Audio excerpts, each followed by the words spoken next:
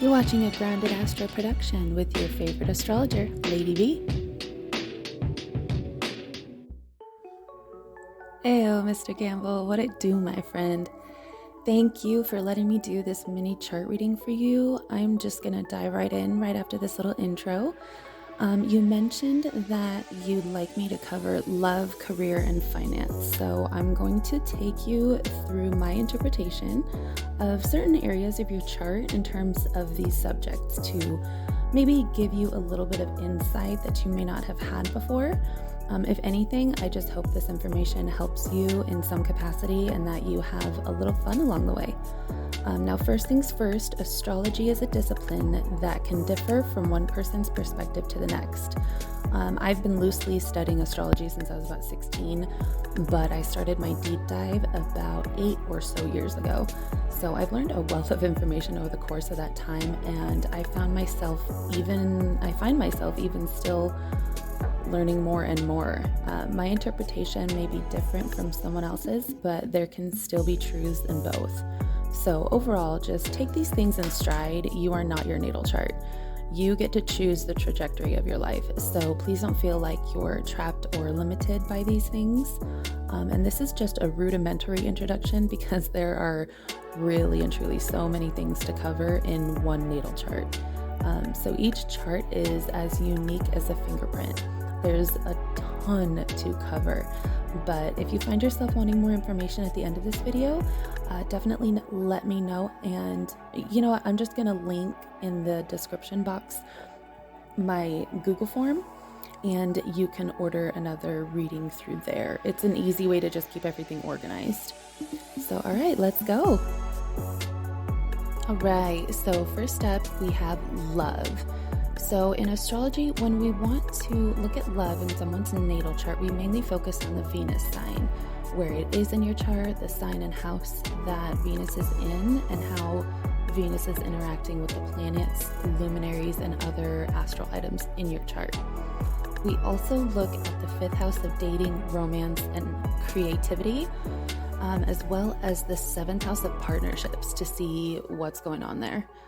Unfortunately, today I don't have time to jump into the 5th house and the 7th house for this particular reading because it's going to be pretty long as it is, but I can go over those more in depth if you want to, like I mentioned before, order another reading.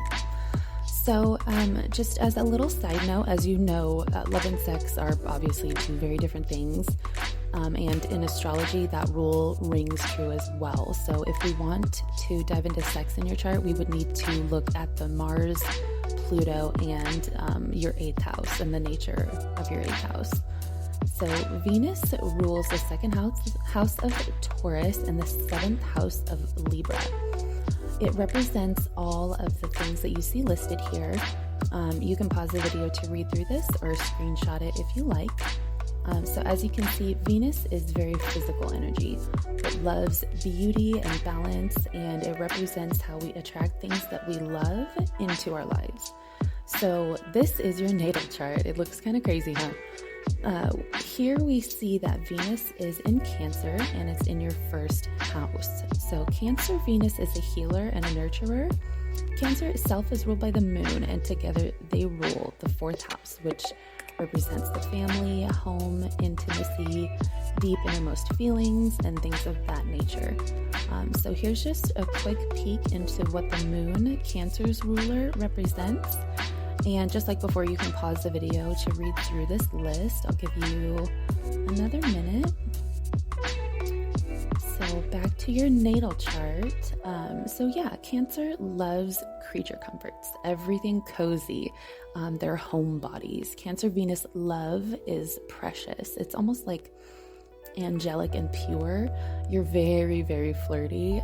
But once you form attachments, to someone, they are typically strong, deep, and heavy.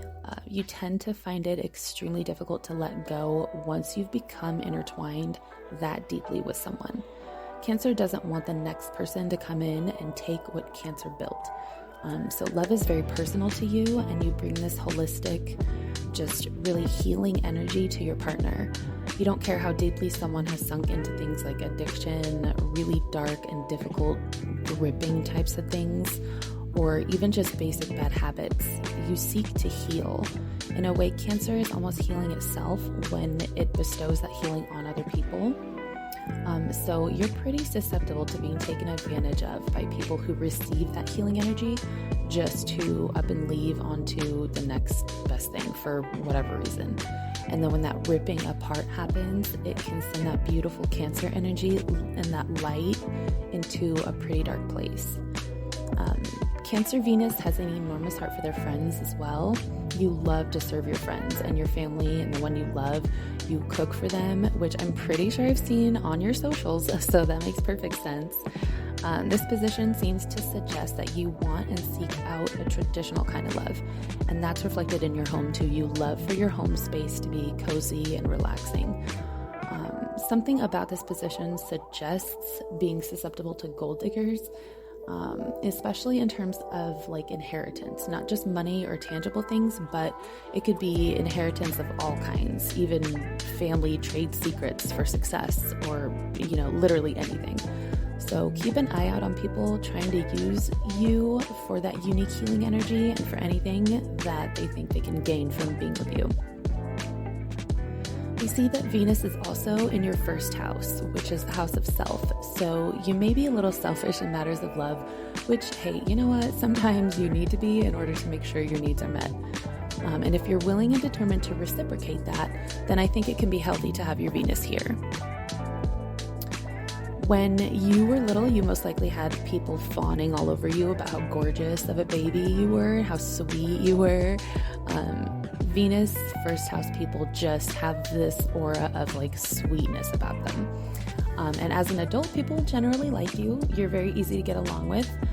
I feel like I have a little advantage in this case because I know some of these things to be true in my experience with you. So it's just sweet to see that reflected in your natal chart too. I mean, can you see why I love this stuff so much? Anyways, first house Venus is love to be admired. You love when people notice you, but you're just as quick to reciprocate that. And you're really good at balancing partnerships with others, whether it's romantic, platonic, familial, or work-related. You're good at bringing people together to work toward a common goal. In the lower vibrating level of this placement, some people can think that you're vain or superficial. Venus is all about the physical, superficial things of life. Remember, it's all related to the five senses. So in your quest to enjoy things that others may see as shallow or surface level, sometimes that can get misunderstood as vanity or being high maintenance, maybe even fickle. You may be susceptible to being too wrapped up in how people see you, and you can also unintentionally get a little too caught up in showering the one you love with Venusian things, just spoiling them, and then having them spoil you back. It can hit you hard in the pockets later on if you're not careful. The first house is ruled by Aries and Mars, and things there can be pretty impulsive, so just keep an eye out for that. I mean, this is all very basic adult advice, and I'm sure you're already well informed on these types of things, but this is just what I see in your chart. So now on to aspects. So we went over signs and houses, and the one other major part of your natal chart is the aspects. This is just a fancy word for how things get along in your chart, and that is all dependent upon the degrees that separate each placement. So I can go over the aspects with you in more detail if you'd like, how many there are and what they're called, and what the degrees are for each aspect. But the general idea is that there are easy aspects and hard aspects. They're basically exactly just what they sound like. But easy doesn't always mean good, and hard doesn't always mean bad. With easy aspects, sometimes they can cause laziness because someone doesn't have to work as hard in that area of life. Things just come easily, and it suggests a flowing energy that just happens. Whereas hard aspects, they may not make life simple, but there's a bit more conflict and friction there, but there's so much room to grow in those areas of life, which makes you much stronger and well-rounded at the end of the day. So the aspects to your Venus are interesting because you have an opposition with your Saturn and Neptune, but your Venus trines your Pluto. That's a mouthful, right? This just means that your Venus doesn't look like it gets along with your Saturn and Neptune, but it has a lovely relationship with Pluto. You're probably thinking, what the hell does all this mean?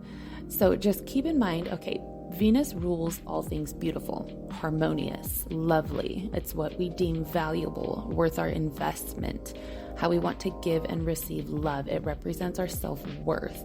And all of that is coming into negative contact with Saturn, which represents discipline, structure, constriction, self-denial, maturity, really extended periods of time, and things of that nature. Venus relates to issues on a personal level, whereas Saturn relates to the societal group as a whole. Your Venus is very close to your Chiron as well, just a little side note, which is an asteroid. And Chiron represents how a person heals, like their healing energy that they give to other people. It also represents like a soul wound, but that's a topic for another day. But in having that and in sustaining that soul wound, you have learned to be a healer in a very specific type of way. Everybody has, so yeah, having your Venus and your Chiron so close together, that's just really interesting to me. It even more so cements the healing nature of who you are as a person. So Neptune is another loving planet like Venus, but it's more of a masculine energy. It seeks freedom, peace, presence. It represents dreams and faith and trust in the process. Neptune is about things being okay when they're imperfect, just like the planet's imperfect ring system. Your Neptune is in your 7th house of partnerships, and that tends to indicate that you're a very compassionate, easygoing person who's very accepting. You have a natural tendency to be unconditionally accepting in your partnerships, and you can put people on pedestals and romanticize them, even to a fault. Honestly, though, this might swing to the other side of the pendulum for you specifically because your Neptune is right next to your Saturn and Uranus. And Saturn shrinks whatever it touches in your chart. For instance, you may have big dreams, but then talk yourself out of them. So the big dreams is the Neptunian energy, and talking yourself out of them because, you're thinking, oh, this isn't practical, or this isn't going to make me a good amount of money. That's Saturn trying to shrink those big dreams, if that makes sense. And so you also have Uranus here, and Uranus in a general sense represents our individuality and uniqueness, the weirdo inside of us all. Having Saturn right by it may indicate a shrinking of your individuality, and having all of this activity between the 3 of these planets in the 7th house indicates that all of this push and pull energy happens within your partnerships and in your romantic long-term relationships. Not your dating life, that's 5th house. Long-term relationships, that's 7th house. So when planets are really close to each other on a person's chart, it makes what's called a conjunction. And a conjunction is an aspect that is a melding type of energy. Things mix together, and one energy can overshadow another. So back to the Venus stuff. With this oppositional energy of Venus opposing both Neptune and Saturn, yes, it is a hard aspect, but you can use it to your advantage by learning how to bring these areas of your life into a harmonious state. So without knowing the exact circumstances of the more personal and intimate parts of your life, this just indicates to me that you can struggle to have discipline over impulsively spoiling yourself and others. You crave structure in partnerships, but you have conflict with maybe having big dreams but not always knowing how to build those dreams into something tangible. Oppositions can lead to indecision and stagnancy, and you want to avoid getting stuck in a rut of uncertainty. So just keep moving forward, even if you're not sure how it's all going to turn out. Interestingly enough, Venus can actually indicate where you may be happy and fulfilled in terms of what you do for a living and wealth or material generating opportunities, because it rules the 2nd house of finances. Selling real estate is really favorable for Cancer. For Cancer Venus, because they love everything involving the home, or even maybe managing a hotel or something where you're almost like in charge of the comfort of the guests while they're under your care. 11th house comes into play here too, because 2nd and 11th have everything to do with finances, and we'll go over 11th later on when we talk about the finance bit. But just a little side note here, Aries rules your 11th house, and that's the house of success and gains, right? And Aries loves being in charge. So that actually might be really beneficial for you too, just being in charge of stuff at whatever career you want to flourish in. And like I mentioned before, the 5th and 7th houses are important to consider here as well. I know we touched on the 7th a little bit, but we didn't get to dive into it really. They can alter things a bit different, the 5th and the 7th house. They can change the way that things pan out, and what we've already gone over, the 5th and 7th house can sometimes change that.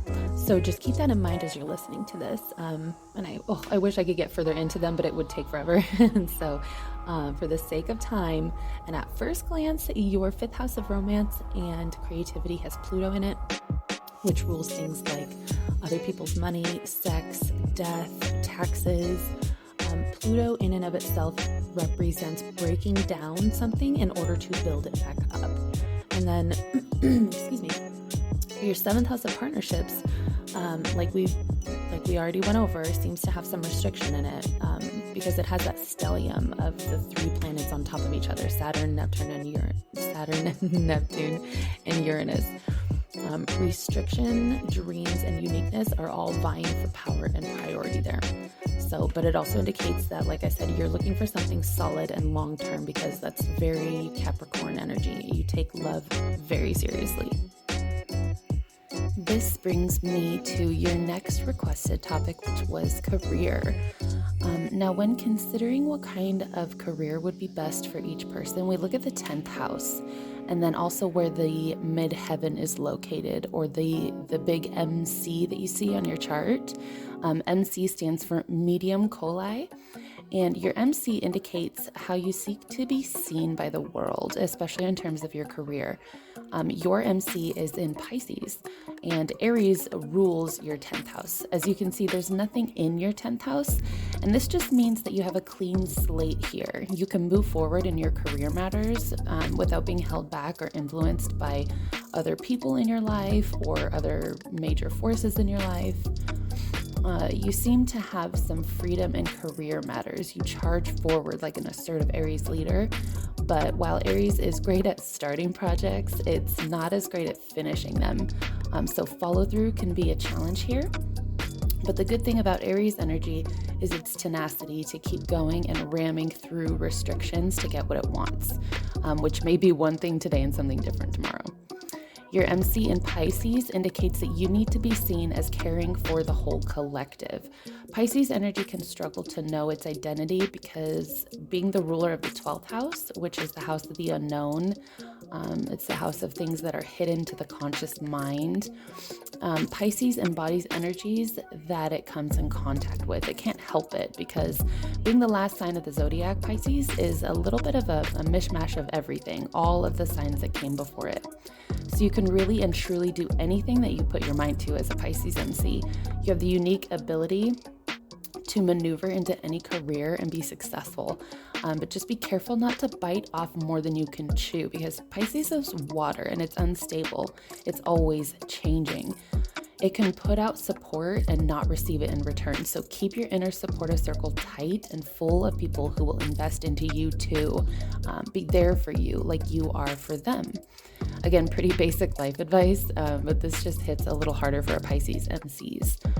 Your chart indicates that you'd be really fulfilled in a career that really pours into other people and empathizes with others on the deepest of levels.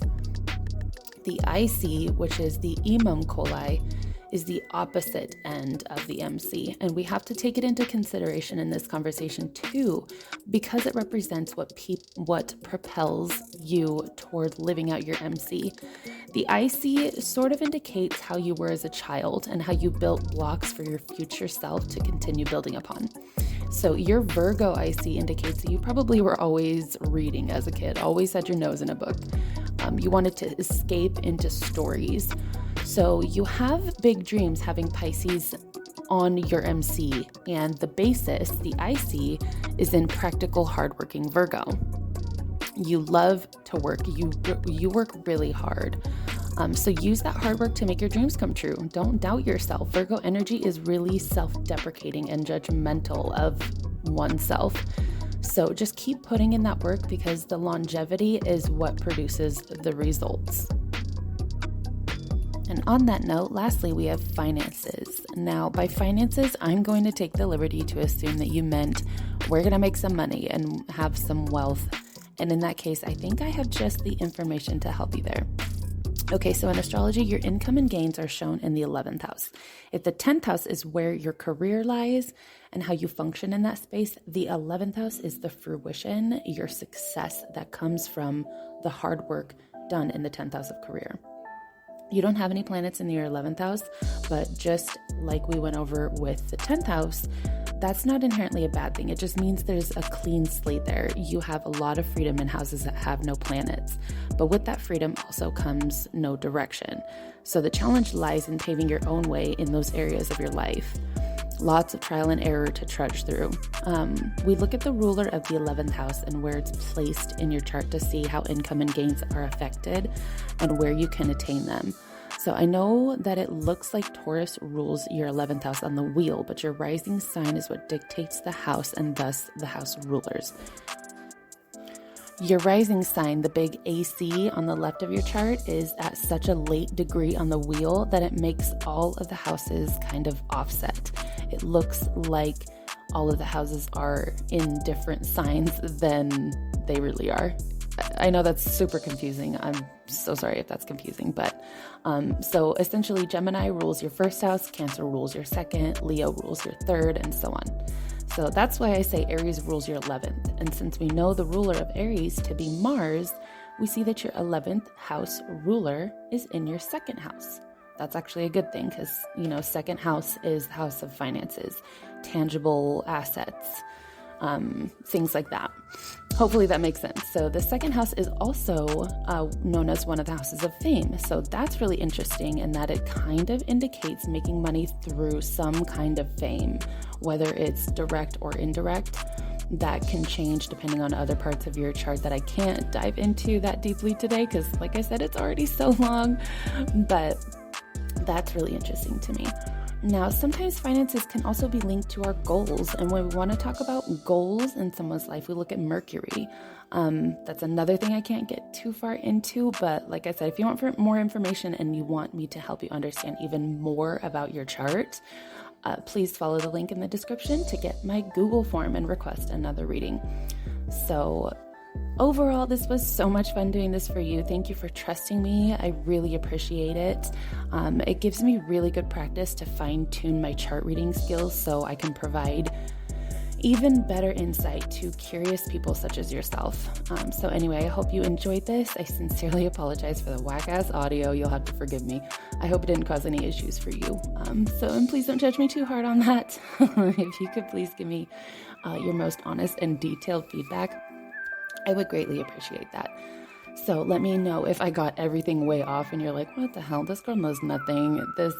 I can't relate to any of this. She is terrible at this. Like, no, this is a no-go.